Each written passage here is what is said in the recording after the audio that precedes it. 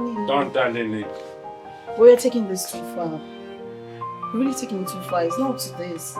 A timetable for sex? You're trying to schedule our intimacy. That is not natural, Emily. But why not? We schedule almost everything in our lives. This is a way to ensure we prioritize our relationship. Hold it. You prioritize what? Our relationship.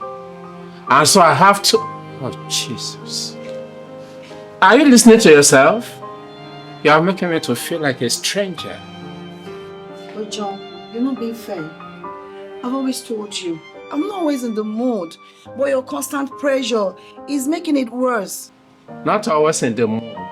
My constant pressure. You know what?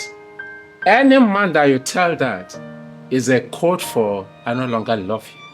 No. So that is what it means. No, that's not true. I love you so much. I doubt it. I love you, but I can't continue living like this. Living like how? Your demands are suffocating me. You don't put me into consideration, John. You always want it at your own time. We need to both be in the mood for it to flow. My wanting you is suffocating you.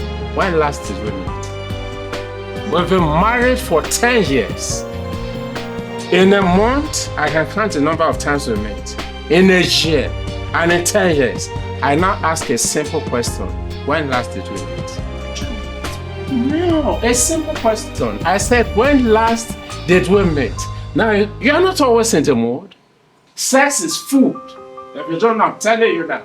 It's food. I'm not permitted to go out because I'm married, and yet in the house, I'm married to a stranger. For how long will that continue?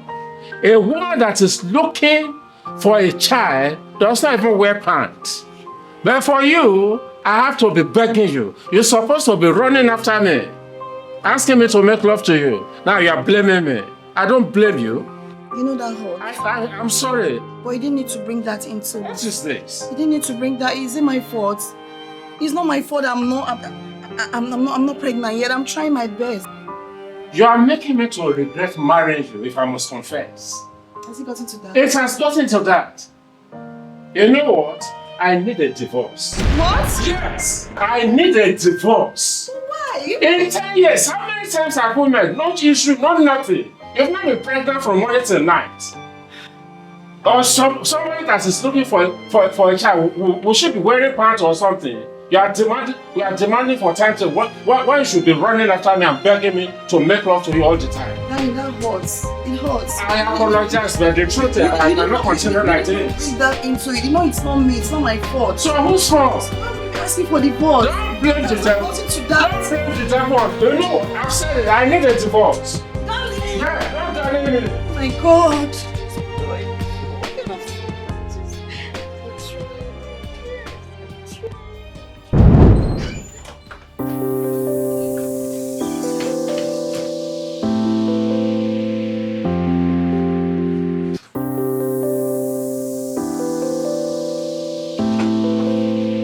Hello, dear friends. Do you know that in that marriage, there is still hope for you?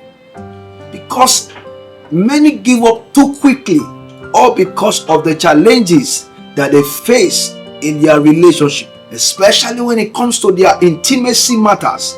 Are you following what I'm saying? Today, I want to let you know, because of the wisdom, the instructions we have gathered all over the years in the marriage ministry, we can tell you boldly that that marriage can still stand the test of time. You don't have to throw in the towel. That marriage can still survive. Your intimacy problem can be resolved today. If you will just pay me your short attention, and I'll be able to give you some powerful tips that will help to salvage that your marriage challenge in the name of Jesus. You see, from the story we just watched concerning John and Emily, they got to a breaking point in their intimacy problem. The man could no longer take it anymore, all because the wife was more or less denying him of his conjugal rights. But from the story, you can see that Emily was not just deliberately denying the man his conjugal right, but because she has a challenge, but she did not know how to express her challenge. All she could say, I am not in the mood. or I am tired, and you are not understanding me. You are not caring about me. All you want is just sex, sex, and sex. But on the part of John, what he wanted as a solution way forward was simply for the wife to be available for him to express his emotional needs. Beloved, do you know that what you are going through right now in that your marriage is not new? There are so many people out there. Many homes and marriages today are on fire simply because they do not know how to manage this challenge with regards to their intimacy. Are you following what I'm saying? So today I want to share with you from the story we just watched in this beautiful masterpiece drama.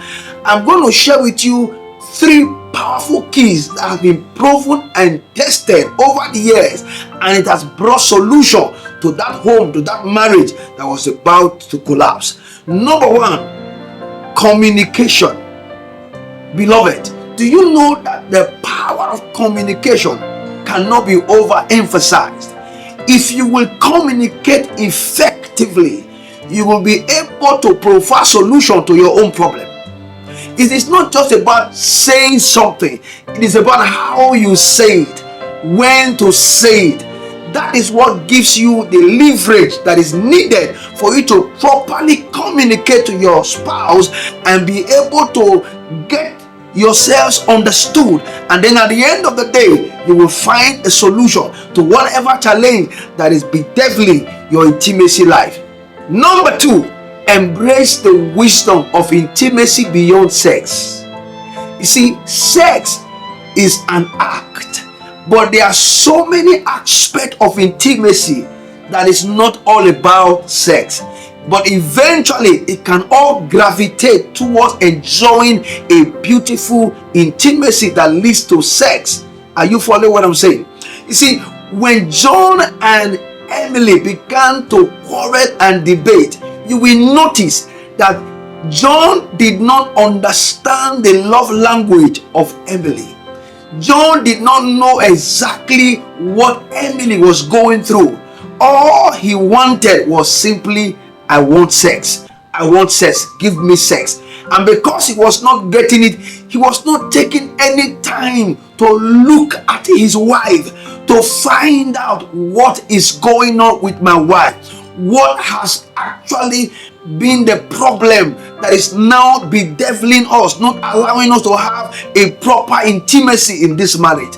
He was so consumed by the desire for sex. And of course, the wife told him, all you are just asking for is sex, sex, sex. With what he just said, you could tell that there was more to that denial. There was more to her not being available for intimacy with her husband. My dear husband, many of you are like John out there. You need to take out time to study your wife. You need to take out time to understand the reasons why she's not always in the mood or why she's always tired. Maybe a little show of care will help you make her understand that you truly care. You truly care about her more than just laying out the bed and having your fun. Number 3, you may need to go and see a psychologist or a seasoned sex therapist that can help you educate your mind, let you know what is involved with your sex matters, so you don't just think that sex is going to bed 5-10 minutes, you're out of your bed and that's all. It will make that marriage boring, and that was exactly what Emily was going through. Maybe their previous sex was not exciting because all John wanted was to lay the wife on the bed and a couple of minutes he was done. That is not what makes the sex life beautiful. You need someone to educate you. You need someone to coach you, to let you know what is involved in having a beautiful sex life. Beloved, do you know God created sex, and everything God created, it is good. It is beautiful. Just allow yourself to learn. Go and look for someone that is gifted, that is anointed, that is trained, that will help you, educate you on how you can understand what is needed for you to be able to enjoy that beautiful sex that God has blessed you with. Are you following what I'm saying? Beloved, do you know that you can begin to have a beautiful marriage all over again? Your marriage do not have to end in divorce, just the same way John was now demanding for divorce. Ending your marriage because of a sexless relationship should not be the case. You can find a solution.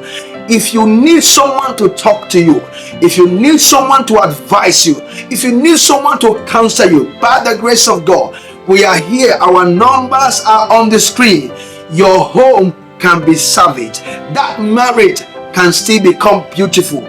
You can still enjoy a beautiful sex life in that marriage.